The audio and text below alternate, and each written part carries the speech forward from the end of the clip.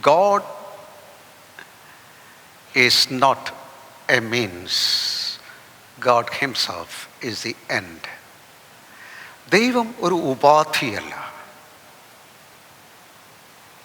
നമ്മുടെ ലക്ഷ്യങ്ങൾക്ക് വേണ്ടിയിട്ടുള്ള ഒരു ഉപാധിയല്ല. If there is God in the world, that is invariably to do with God being a means to the end. ലോകത്തിൽ ദൈവമുണ്ട്. ആർക്ക്?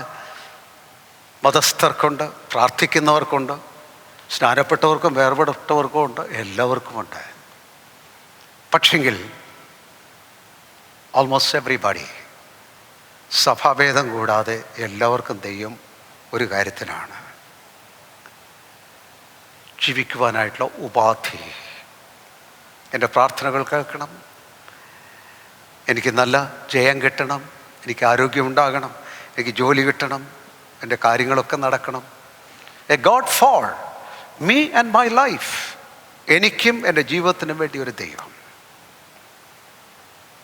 അതിൽ നിന്ന് വ്യത്യസ്തമായിരിക്കുന്ന ഒരു ചിന്തയാണ് നമ്മുടെ വീണ്ടെടുപ്പിൽ കൂടി നമ്മുടെ അകത്തേക്ക് പ്രവേശിക്കേണ്ടത്.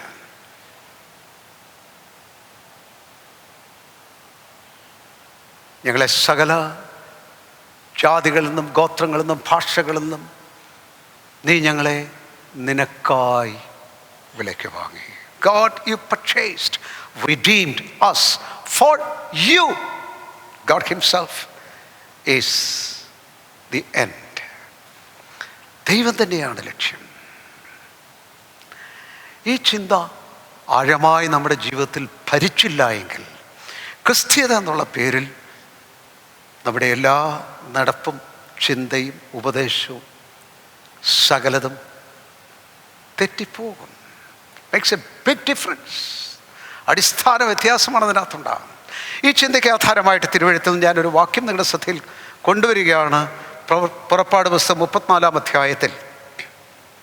അവിടെ അതിൻ്റെ ആദ്യത്തെ 3 വാക്യങ്ങൾ, 34-1 തുടങ്ങി 3 വരെയുള്ള വാക്യങ്ങളിൽ മോശയോട് പറയുന്ന ഭാഗമാണ്. God said to Moses, cut out for yourself 2 stone tablets like the former ones, and come to me. I will write on the tablets the words that were on the former tablets which you shattered. So be ready by morning and come up in the morning to the Mount Sinai and present yourself there to me on the top of the mountain. No man is to come with you, nor let a man seen anywhere on the mountain. Even the flocks and the herds may not graze in front of that mountain. ഇവിടെ പറഞ്ഞിരിക്കുന്ന, മോശേ, നീ നേരത്തെ ഉടച്ചു കളഞ്ഞ ആ കൽപ്പനകളുമായിട്ട് എൻ്റെ അടുത്തേക്ക് വരിക. ആ കൽപ്പനകളിൽ എഴുത്തുകൾ ഉണ്ടാകാൻ പാടില്ല. നീ രാവിലെ തന്നെ ഉണർന്ന് ഒരുങ്ങി നീ എൻ്റെ സന്നിധിയിൽ വരണം. നീ ഒറ്റയ്ക്ക് വരണം, നിന്നോട് കൂടി ആരും കാണരുത്. ഈ പർവ്വതത്തിൻ്റെ മുകളിൽ ഒരു കന്നുകാലികൾ മേയ്ക്കാൻ ഇടയാകരുത്, യാതൊന്നും ഉണ്ടാകരുത്. ഇവിടെ നോക്കണം, മോശിയ ഈ ഒരു വിളിയാണ് എനിക്ക് ലഭിച്ചതെന്ന് എനിക്ക് ബോധ്യമായി. That makes all the difference in my outlook and walk of Christian life. എൻ്റെ ക്രിസ്ത്യ ജീവിതത്തിൻ്റെ മുഴുവൻ കാഴ്ചപ്പാടിനെയും മൗലികമായി വ്യതിയാനപ്പെടുത്തിയ ആ ചിന്ത ഇതാണ്. എൻ്റെ ജീവിതത്തെ മൗലികമായിട്ട് വ്യതിയാനപ്പെടുത്തിയ ആ ശ്രദ്ധാകേന്ദ്രം ഇതാണ്. എന്താണ്? Moses, come up to me. മോശേ, നീ എൻ്റെ അടുക്കൽ വരിക. മോശെ ദൈവം വിളിക്കുന്ന സമയത്ത് മോശയുടെ ജീവിതം വളരെ ഷാറ്റഡായിരിക്കുന്ന, തകർന്നിരിക്കുന്ന, ലക്ഷ്യമില്ലാത്ത, നിരാശാജനകമായിരിക്കുന്ന, ഭാവിയെക്കുറിച്ചൊന്നും പ്രതീക്ഷയില്ലാത്ത, entirely a bleak life. മുമ്പ് അങ്ങനെ അല്ലായിരുന്നു. A man of great expectations. ഫറോൻ്റെ പുത്രി എന്നുള്ള സ്ഥാനത്ത് മോശയ്ക്ക് ഫറോനായി തീരാനായിട്ടുള്ള സാധ്യതയുണ്ടായിരുന്നു. ഞാൻ വെറുതെ പറയുന്നല്ല, ചരിത്രത്തിൽ അതിൻ്റെ പശ്ചാത്തലം ആ നിലയിൽ കാണിക്കുന്നുണ്ട്. അങ്ങനെയായിരുന്ന മോശയെ സമയത്തോളം വളരെ പ്രബലനായി തീർന്നു. ഉന്നതനായി തീർന്നു, ശ്രദ്ധേയനായി തീർന്നു. He had power, influence, money, riches, everything. സകലതും അവനുണ്ടായിരുന്നു. അവിടെ നിന്നാണ് മോശയുടെ ആദ്യ ഘട്ടം. അവിടെയാണ്. ആ ഘട്ടത്തിന് പെട്ടെന്നൊരു പരിവർത്തനമുണ്ടായി. From the highest to the lowest, ഏറ്റവും ഉന്നതമായിരിക്കുന്ന ഒരവസ്ഥയിൽ നിന്നും തീർത്തും തകർച്ചയുള്ള, താഴ്ചയുള്ള, ഏറ്റവും താണ ഒരവസ്ഥയിലേക്ക് മോശ എല്ലാം വിട്ടോടിപ്പോകേണ്ട ഒരവസ്ഥ. The Prince in the pharaohs palace, ഫറവോന്റെ കൊട്ടാരത്തിലെ പ്രഭുകുമാരൻ, രാജകുമാരൻ മരുഭൂമിയിൽ ഒരു സാധാരണ ഇടയനായി തീർന്നു. What change! എന്തൊരു വ്യതിയാനമാണ് സംഭവിച്ചത്. ജീവിതത്തിൽ അനേക കാര്യങ്ങളെ കണ്ടേച്ച് നാം തലയിൽ കൈവെക്കും. എന്തൊരു നാശം, എന്തോ ഒരു ദുരന്തം, എന്തോ ഒരു ദുഃഖം, എന്തോ ഒരു തകർച്ച, എന്തൊരവസ്ഥ. നാം ഇങ്ങനെ കാണുന്ന അവസ്ഥകളിൽ നാം ഒരിക്കലും ചിന്തിക്കരുത് ഫറവോൻ്റെ കൊട്ടാരമാണ് ജീവിതത്തിലെ ഏറ്റവും വലിയ കാര്യം. ജീവിതത്തിലെ സക്സസ് ആണെന്ന് വിചാരിക്കരുത്. ജീവിതത്തിലെല്ലാം അതാണെന്ന് വിചാരിക്കരുത്. നമ്മുടെയൊക്കെ മനസ്സിൽ അതെല്ലാം ഉണ്ട്. ഇതെല്ലാം പോയി കഴിയുമ്പോൾ ഇനി ജീവിച്ചിട്ട് കാര്യമില്ല, ജീവിതത്തിന് യാതൊരു അർത്ഥവുമില്ല. After all it's totally meaningless. ഇതിന് യാതൊരു അർത്ഥവുമില്ലാത്തൊരു ജീവിതമാണ്. No, the whole problem with life is God absent. ദൈവം സന്നിഹിതനല്ല എന്നുള്ള ഒറ്റ ഇഷ്യൂ ആണ് ജീവിതത്തിൻ്റെ issue. And the whole success and significance of life comes when God becomes everything to your life. ദൈവം നിങ്ങളുടെ ജീവിതത്തിൽ എല്ലാമായി തീരുമ്പോഴാണ് ജീവിതം വാസ്തവത്തിൽ മടക്കി ലഭിച്ച് നമുക്ക് അർത്ഥവും പ്രസക്തിയും ഉള്ളതായി തീരുന്നത്. Don't count your bank balance to know your life, the profession to know your life, the good life facilities to know your life. നിങ്ങൾക്ക് ജീവിതത്തിൽ കിട്ടിയിരിക്കുന്ന ജീവിതത്തിൻ്റെ സൗകര്യങ്ങൾ, നല്ല ഉദ്യോഗങ്ങൾ, ധനമാഹാത്മ്യങ്ങൾ എവിടെയാ ജീവിതം എന്ന് കാണരുത്. When God is absent, everything is absent. ദൈവമില്ലാതെ ഇരിക്കുമ്പോൾ ഒന്നുമില്ല. ഒന്നുമില്ലാത്തൊരവസ്ഥയിലെല്ലാം തകർന്നിരിക്കുന്നു. പ്രതീക്ഷയില്ല, താഴ്ചയാണ്, ശൂന്യതയാണ്. എന്തിനു ജീവിക്കണമെന്ന് ചോദിക്കുന്നിടത്തുള്ള ഉത്തരം ഇത് മാത്രമേ ഉള്ളൂ. Let me have all these back. ഇതെല്ലാം എനിക്ക് തിരിച്ചുണ്ടാകട്ടെ. അതല്ല ഉത്തരം. ഉത്തരമെന്ന് പറയുന്നത് ലെറ്റ് മീ ഹാവ് ഗോഡ്. എൻ്റെ ജീവിതത്തിൽ ദൈവം എൻ്റെ ജീവിതത്തിൻ്റെ കേന്ദ്രത്തിൽ ഉണ്ടായിരിക്കട്ടെ എന്നുള്ളതാണ്. മോശ ആദ്യം പഠിക്കുന്ന പഠനം ഇതാണ്. Life is not to do with the palace or the riches or the exaltations of life.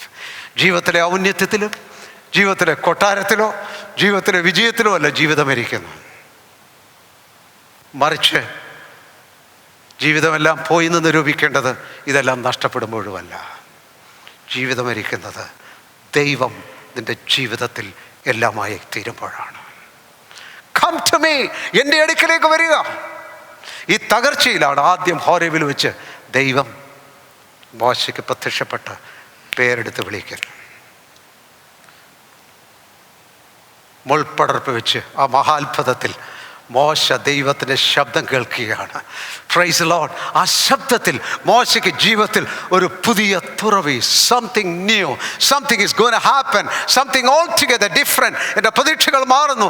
പുത്തനൊരു ജീവിതത്തിൻ്റെ ഒരു തുറവി തനിക്ക് ലഭിക്കുന്നു. Everything is going to be brighten. തനിക്ക് പുതിയ കാര്യങ്ങളൊന്നും കിട്ടിയില്ല, but there is hope now. എന്തൊരു പ്രത്യാശ. ഈ അത്ഭുതത്തിന് വേണ്ടി പോവുകയാണ്. മോശ അവിടെ വെച്ച് ആദ്യമായി ഒരു ദൈവിക വിളിയും അതിനോട് ചേർന്നുള്ള നിയോഗവും ലഭിക്കുകയാണ്. കൊട്ടാരം പോയാലെന്നാ, എല്ലാം നഷ്ടപ്പെട്ടാലെന്നാ, ഈ ട്രാജഡി എന്ന് വിളിക്കുന്നിടത്തേക്ക് ഞാൻ വന്നാലെന്നാ, thank God I have you. എനിക്ക് അവിടുത്തെ സാന്നിധ്യം അങ്ങേ കിട്ടി. അതുപോലെ വേറെ എന്താണ്? What can substitute God in your life? നമ്മുടെ ജീവിതത്തിൽ ദൈവത്തിന് ബദലായിട്ട് മറ്റെന്ത് സാധിക്കും? അത് മോശ കണ്ടെത്തിയതിൻ്റെ ഫലം എന്താണെന്നറിയാമോ? മുൾപ്പടർപ്പിന് ചുറ്റും മോശ കൂട്ടായ്മ തുടങ്ങിയില്ല എന്നുള്ളതാണ്. പലരും ദൈവത്തെ അല്ല കാണുന്നത്, മുൾപ്പടർപ്പിനെയാണ് കാണുന്നത്. ദൈവം എന്തെല്ലാം തരും, ദൈവം രോഗം മാറ്റിത്തരും, ദൈവം കടമെല്ലാം മാറ്റിത്തരും. ഇതെല്ലാം ദൈവം ചെയ്യും. നിങ്ങൾ വിചാരിക്കേണ്ട, ഇതാണ് ദൈവം ചെയ്യുന്ന ഏറ്റവും വലിയ കാര്യം.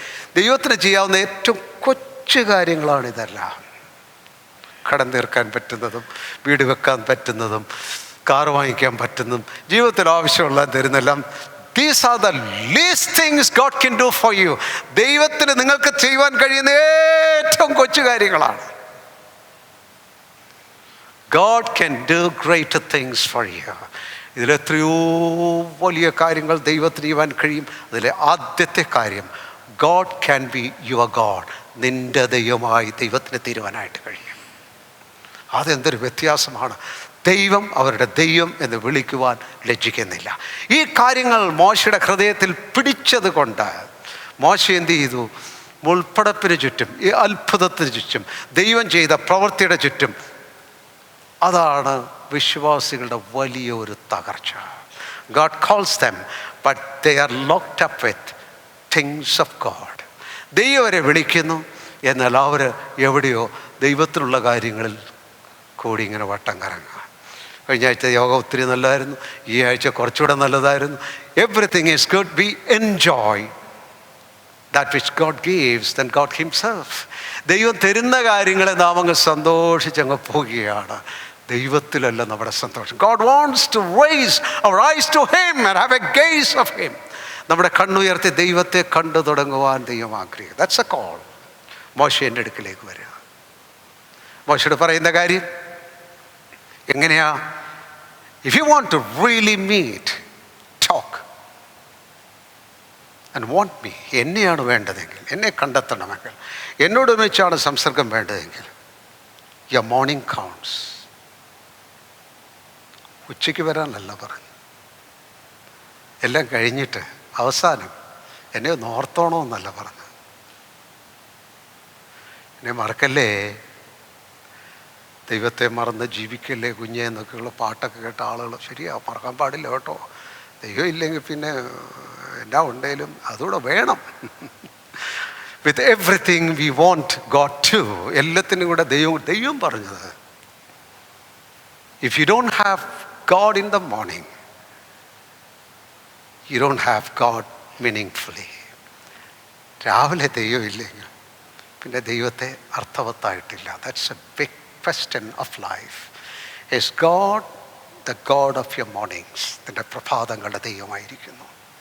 ഞാൻ സാധാരണ പറയാറുണ്ട്, എൻ്റെ ഹൃദയത്തിൻ്റെ വർഷങ്ങളായിട്ടുള്ള ആഗ്രഹമാണ്, Lord when I rise up.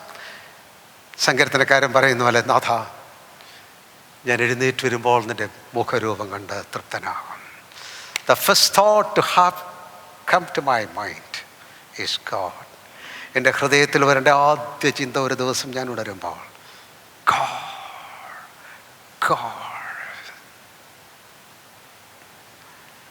Learn to begin your thinking, setting your mind. നിങ്ങളുടെ ചിന്തയും മനസ്സും അവിടെ തുടങ്ങണം. ഒരു ദിവസം പറ്റിയില്ലെങ്കിൽ, ഒരാഴ്ച ഇത് പറ്റിയില്ലെങ്കിൽ, with many months it doesn't happen, but try to focus there, to begin with God every day. ഇതുകൊണ്ടാണ് നാം ഉണരുമ്പോൾ ദൈവത്തിൻ്റെ മുഖം, ദൈവത്തിൻ്റെ നാമം ഓർക്കുക മാത്രമല്ല, ദൈവത്തോട് സംസാരിച്ച് തുടങ്ങണമെന്ന് പറയുന്നത്. That's why I always emphasize the importance of prayer. ഈ പ്രഭാത പ്രാർത്ഥന എന്ന് പറഞ്ഞ് പകുതി ഉറക്കത്തിൽ അതിനെക്കുറിച്ചല്ല ഞാൻ പറയുന്നത്. ഫ്രഷായിട്ട് നമ്മൾ ഉണർന്നു വരേണ്ടത്, ഉറക്കത്തിൽ നിന്നല്ല, ഉണർന്നു വരേണ്ടത് നമ്മുടെ ജീവിതത്തെ ഓരോ ദിവസവും ദൈവോന്മുഖതയിൽ നിന്ന് അകറ്റുന്ന ഡിസ്ട്രാക്ഷൻസിൽ നിന്നാണ് ഉണർന്നു വരേണ്ടത്. ആ ഭക്തിക്ക് തിരിയുന്ന നമ്മുടെ മനസ്സിൽ നിന്നാണ് ഉണരേണ്ടത്. ദൈവമില്ലായ്മയുടെ ലോകത്തിൻ്റെ ചിന്തയിൽ നിന്നാണ് നാം ഉണരേണ്ടത്. That's why we should meaningfully begin. Lord, sense, let me have the sense. ഇന്നത്തെ സുബോധം എനിക്കുണ്ടാകട്ടെ. ഇന്നത്തെ ജീവിതബോധം എനിക്കുണ്ടാകട്ടെ. ഇന്നത്തെ ക്രിസ്തുബോധം എനിക്കുണ്ടാകട്ടെ. ഇന്നത്തെ രക്ഷാബോധം എനിക്കുണ്ടാകട്ടെ. ഇന്നത്തെ സത്യപ്രകാശം എനിക്കുണ്ടാകട്ടെ. ഒരു പാട്ടുകാരൻ പറയുന്ന പോലെ പുതിയൊരു നാൾ നമുക്ക് ഉണർന്നു വന്നു. എങ്ങനെ നാം ഇന്ന് ജീവിക്കേണ്ടു? Lord, how shall I live today? Teach me your ways. ഞാൻ ഇന്ന് എങ്ങനെ ജീവിക്കണം? അവിടുത്തെ വഴികൾ എന്നെ പഠിപ്പിക്കണമേ. ജീവിതം ഒരുപാട് റിഡിൽസാണ്, കടങ്കഥകളാണ്. അതിൻ്റെ നടുക്ക് പരിശുദ്ധാത്മാവ് വേണം നമുക്ക് ഈ കാര്യങ്ങൾക്കൊക്കെയും അതിൻ്റെ പൊരുൾ തിരിച്ചറിയാൻ. ഇതിൻ്റെ നടുവിൽ what is to live for God, what's a will of God, ദൈവഹിതം എന്താണ്, എങ്ങനെയാണ് ദൈവത്തിന് ജീവിക്കേണ്ടത്. ആ ഒരു നടപ്പിൻ്റെ തുടക്കം ദൈവസന്നിധിയിൽ തുടങ്ങുന്നിടത്താണ്. ദാവീദിൻ്റെ വാക്കുകളിൽ പറഞ്ഞാൽ, ദൈവമേ നീ എൻ്റെ ദൈവം, അധികാലത്തെ ഞാൻ നിന്നെ അന്വേഷിക്കുന്നു. ഓക്കെ, നീ രാവിലെ ഒരുങ്ങി രാവിലെ തന്നെ എൻ്റെ സന്നിധിയിൽ വരണം. Come to me. അവിടെ കം ടു മീ എന്നുള്ളതിനോട് ചേർന്ന് അവിടെ പറഞ്ഞിരിക്കുന്നൊരു കാര്യം, come and present yourself to me. നീ രാവിലെ ഒരുങ്ങി എൻ്റെ അടുക്കൽ വരണം എന്നുള്ളതിലും വളരെ ശക്തമായിരിക്കുന്ന അർത്ഥവത്തായിരിക്കുന്നൊരു പദമാണ് ഇവിടെ ഉപയോഗിച്ചിരിക്കുന്നത്. Present yourself to me. നീ രാവിലെ വന്ന് നിന്നെ കൊണ്ടങ്ങ് പ്രസൻറ്റ് ചെയ്യണം. അല്ലേ? ക്ലാസ്സസ് തുറന്നു കഴിഞ്ഞാൽ ടീച്ചർ ഒറ്റയ്ക്ക് ഇവിടെ നിൽക്കുക, പിള്ളേരില്ല. പിള്ളേരുടെ പേരെല്ലാം അവിടെ ഉണ്ട്. എത്ര കുട്ടികളുണ്ടെന്ന് ചോദിച്ചാൽ അതെല്ലാം ഉണ്ട്. But that's not how it is. Children should come and present themselves. പിള്ളേർ വന്ന് പ്രസൻ്റ് ആകണം. ജോലിസ്ഥലത്ത് എങ്ങനെയാണ്? ജോലിസ്ഥലത്ത് അതുപോലെ തന്നെയാണ്. ഇപ്പം വർക്ക് ഫ്രം ഹോം ആണെങ്കിൽ പോലും ഈ ഒരു സമയത്ത് അവിടെയും ലോഗിൻ ചെയ്യണം. ചെല്ലുന്നിടത്താണ് പഞ്ച് ചെയ്യണം, അല്ലെങ്കിൽ രജിസ്റ്ററിൽ സൈൻ ചെയ്യണം. Everybody need to be present. Hey, വേറെ ഞായറാഴ്ച ചെയ്യാൻ പോകുന്നുണ്ട്, ആൻഡ് വചനം കേൾക്കുന്നുണ്ട്, പിന്നെ സന്തോഷമായിട്ടൊക്കെ പോകുന്നു, പിന്നെ ഇടയ്ക്കിടയ്ക്ക് ഞങ്ങൾക്ക് പ്രാർത്ഥനാ യോഗങ്ങളുണ്ട്. Go and tell, are you presenting yourself? ദൈവത്തിൻ്റെ അടുക്ക് ചെന്ന ശേഷം, Lord, here I am again. ഇതാ ഞാൻ പിന്നെയും ഈ പ്രഭാതത്തിൽ ഞാൻ പ്രസൻ്റാണ്. അതുമാത്രമല്ല, നീ വരുമ്പോൾ ആൾക്കൂട്ടമായിട്ടൊന്നും വരരുത്. രാവിലെ തുടങ്ങുമ്പോൾ തന്നെ ജീവിതം ഭാരമാണ്, അതിനെ ലഘൂകരിക്കുകയല്ല ഞാൻ ചെയ്യുന്നത്. എല്ലാം പ്രത്യേകിച്ച് കാലങ്ങൾ കഴിയുന്നതോറും തിടുക്കം, ഞെരുക്കം, ബന്ധപ്പാടുകൾ, പല വെല്ലുവിളികൾ, പല പ്രശ്നങ്ങൾ നമ്മുടെ മനസ്സിലങ്ങ് കയറിയാണ് നമ്മൾ വരുന്നത്. അപ്പം നമുക്ക് പലപ്പോഴും പ്രാർത്ഥിക്കാനും പ്രസൻറ്റ് ചെയ്യാനും ഒക്കെ കഴിയാത്തതിൻ്റെ കാര്യം തന്നെ we are so loaded with cares. ഒരുപാട് പ്രശ്നങ്ങളുടെ ഭാരങ്ങളുമായിട്ട് നാം ജീവിക്കുന്നു. കർത്താവ് പറയുന്നു, okay, but just for this time, ഈ ഒരു സമയത്തേക്ക് മാത്രം, make sure you leave things behind. വേറെ എല്ലാം ഒന്ന് പുറകെ വെച്ചേക്കണം കേട്ടോ. അത് ഭാര്യയാണേലും ഭർത്താവിനെ പുറകെ വെച്ചേക്കണം, ഭർത്താവ് ഭാര്യയെ പുറകെ വെച്ചേക്കണം. Here with God, it's me and my God alone. ഇവിടെ ഞാനും എൻ്റെ ദൈവവും മാത്രമേ ഉള്ളൂ. Because every other relation is up to death. മരണം വരെ മാത്രമേ ഉള്ളൂ. എല്ലാ എല്ലാ എല്ലാ അനശ്വര ബന്ധങ്ങളും നമ്മൾ പറയുന്നു. അങ്ങനെ ബന്ധമില്ല. There's only one eternal relation. നിത്യമായിരിക്കുന്ന ഏക ബന്ധം മാത്രമേ ഉള്ളൂ. God and me. Now practice it. Now practice it. ഒറ്റയ്ക്ക് പറയണം. എനിക്ക് നിന്നോട് ചില കാര്യങ്ങൾ പറഞ്ഞു തരാനായിട്ടുണ്ട്. നിനക്ക് പറയാനുള്ള കാര്യങ്ങൾ എന്നോട് ചോദിക്കാം, കേൾക്കാം. It's A secret time of fellowship with you and me. നീയും ഞാനും തമ്മിലുള്ള വിശുദ്ധമായിരിക്കുന്ന സംസർഗത്തിൻ്റെ കൂട്ടായ്മയുടെ സമയമാണ്. If you don't have that time, you miss it almost. നമ്മൾ ഈ നല്ല അനുഗ്രഹീതമായിരിക്കുന്ന പാട്ടുകളൊക്കെ കേൾക്കുമ്പോൾ, ഒരുമിച്ച് നമ്മൾ പാടുമ്പോൾ, ഭക്തന്മാർ പാടിയ പാട്ടുകളൊക്കെ കേൾക്കുമ്പോൾ, we are getting a foretaste of it. അതിൻ്റെ ഒരു മുൻരുചിയായി കിട്ടുന്നു.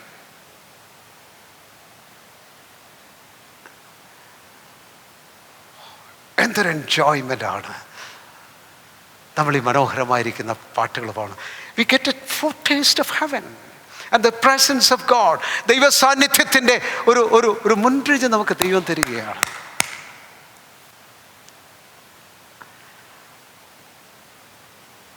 ദൈവസന്നിധിയിൽ നമ്മുടെ ഗ്രേറ്റസ്റ്റ് എൻജോയ്മെൻറ്റ് ഈ ദൈവ സാന്നിധ്യത്തിലായിരിക്കണം. That's A call.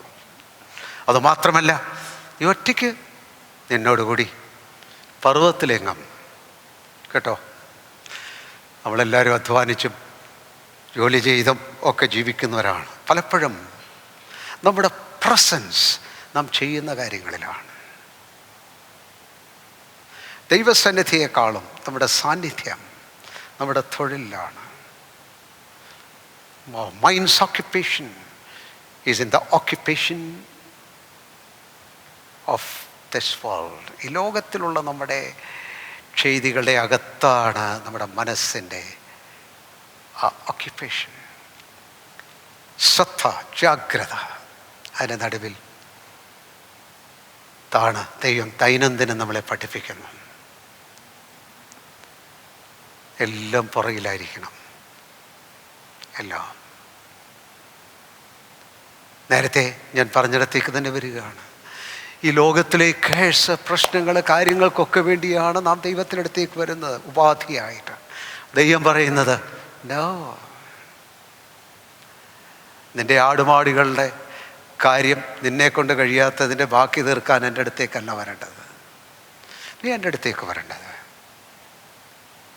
ഇവയൊക്കെയും സൃഷ്ടിച്ചവനും നിന്നെ സൃഷ്ടിച്ചവനും, നീ ജനിക്കുന്നതിന് മുമ്പ് നിൻ്റെ പേരറിഞ്ഞവനും, നിൻ്റെ ജീവിതത്തിൻ്റെ വഴികളെയും നിൻ്റെ പ്രകൃതത്തെ അറിഞ്ഞവനും, നിന്നിൽ കണ്ണട്ട് നിന്നെ സ്നേഹിച്ച് നിന്നെ മുന്നറിഞ്ഞ് നിന്നെ മുന്നയിച്ചവനും, എൻ്റെ അമ്മ നിന്നെ ആദ്യം കണ്ട് നിന്നെ തലോടുന്നതിന് മുമ്പ് എൻ്റെ കൈപ്പത്തിയിൽ നിൻ്റെ പേരെഴുതിയവൻ. It's me പ്രീഎമിനൻറ്റ്. സകലത്തിനും മുൻപായി എന്നെ കാണണം. എന്നെ കണ്ടവൻ ജീവനെ കണ്ടെത്തിയിരിക്കുന്നു. എന്നെ കണ്ടവൻ വേറെ എല്ലാം അതിൻ്റെ പുറകിലുണ്ട്. നീ എൻ്റെ അടുത്ത് വന്ന് ആടുമാടുകൾക്ക് വേണ്ടിയൊന്നും പ്രാർത്ഥിക്കേണ്ട, ബിസിനസ് ഒന്നാകാൻ പ്രാർത്ഥിക്കേണ്ട. എനിക്കറിയാം നിനക്ക് വേണ്ടതെല്ലാം എന്താണെന്ന് എനിക്കറിയാം. I am greater than your father and mother, greater than everyone who loves you and takes care of you. നിന്നെ കുറിച്ച് ചിന്തിക്കുകയും നിന്നെ സ്നേഹിക്കുകയും നിന്റെ മേൽ ഉത്തരവാദിത്വമുണ്ട് എന്ന് കരുതുന്ന എല്ലാവരെക്കാളും more than your father and mother, നിൻ്റെ ആത്യന്തിക രക്ഷകനും രക്ഷിതാവും പിതാവും മാതാവും ഞാനാണ് നിനക്ക്. I can just leave those things to me and seek me. എന്നെ അന്വേഷിക്കുക. അതുകൊണ്ട് എന്ത് ചെയ്യണം? എഴുത്തില്ലാത്ത കൽപ്പനകളുമായിട്ട് നീ കയറി വരണം.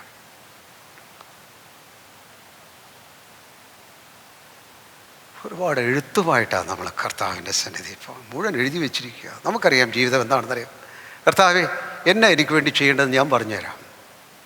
ഈ കാര്യത്തിൽ കർത്താവേ, എൻ്റെ കുട്ടികളുടെ കാര്യത്തിൽ നീ ചെയ്യേണ്ട കാര്യം ഇതാണ്. Everything I tell you, please sit and listen. എനിക്ക് പറയാൻ കുറേ കാര്യങ്ങൾ, കർത്താവ് ഒന്നിരുന്ന് കേട്ടാൽ മതി. നമ്മളീ പറയുമല്ലോ മധ്യസ്ഥ പ്രാർത്ഥന എന്നൊക്കെ പറഞ്ഞിട്ട് ദൈവത്തെ കേൾപ്പിക്കാനായിട്ട് വലിയ പ്രബന്ധമായിട്ട് വരുമല്ലോ, ഷോപ്പിംഗ് ലിസ്റ്റുമായിട്ട്. ഇപ്പം ചെറിയ കടകളല്ല, വേണ്ടതെല്ലാമുള്ള സൂപ്പർ മാർക്കറ്റും പോയി, ഹൈപ്പർ മാർക്കറ്റും പോയി, മാളും സൂപ്പർ മാളും. അങ്ങനെയാണെങ്കിൽ ഏറ്റവും വലിയ മാളിൻ്റെ അടുത്തേക്കാണ് നാം വരുന്നത്.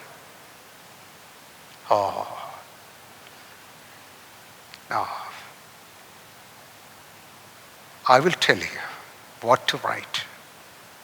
എന്താ എഴുതേണ്ടത്? Everything about life. ജീവിതത്തെക്കുറിച്ച് മുഴുവൻ ഞാൻ പറഞ്ഞുതരാം. അത് ഭോഷത്വമല്ല കേട്ടോ. ഏറ്റവും വലിയ ജ്ഞാനം ദൈവം എഴുതി തരുന്നത് അതുപോലെ അങ്ങ് പോവുക എന്നുള്ളതാണ്. The route map of life, ജീവിതത്തിൻ്റെ റൂട്ട് മാപ്പ്.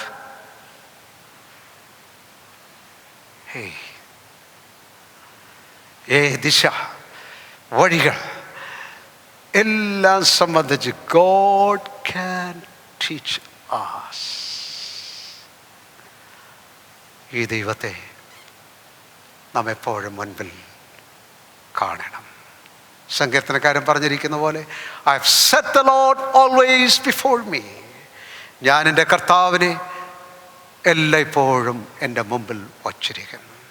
അവൻ എൻ്റെ വലത്ത് ഭാഗത്തുള്ളത് കൊണ്ട് ഞാൻ കുലുങ്ങിപ്പോകില്ല. ഹല്ലേലൂയ. Got it? നിങ്ങൾക്ക് ലഭിച്ചോ?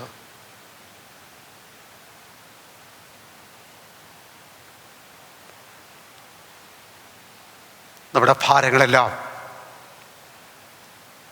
നമുക്ക് ഈ സന്നിധിയിൽ നിന്ന് വെച്ച ശേഷം, greater than my burdens, greater than my anxieties, greater than all my worries, greater than all my failures, greater than all my needs, greater than everything. യഹോവ നല്ലവനെന്ന് രുചിച്ചറിവീൻ, അവനെ ശരണം പ്രാപിക്കുന്ന ഏത് മനുഷ്യനും ഭാഗ്യവാൻ. Treasures of Darkness, Pastor Raju Ebenezer's latest book, originally published in the United States, is now published in India. Do you yearn for a closer walk with God? Do you long to serve God more fruitfully? Do you go through difficult times? If so, this book is for you. The book is being made available at all major Christian bookshops of India. It is also available at amazon.in and rajuebenezer.com. You may also call 0984 6598 704.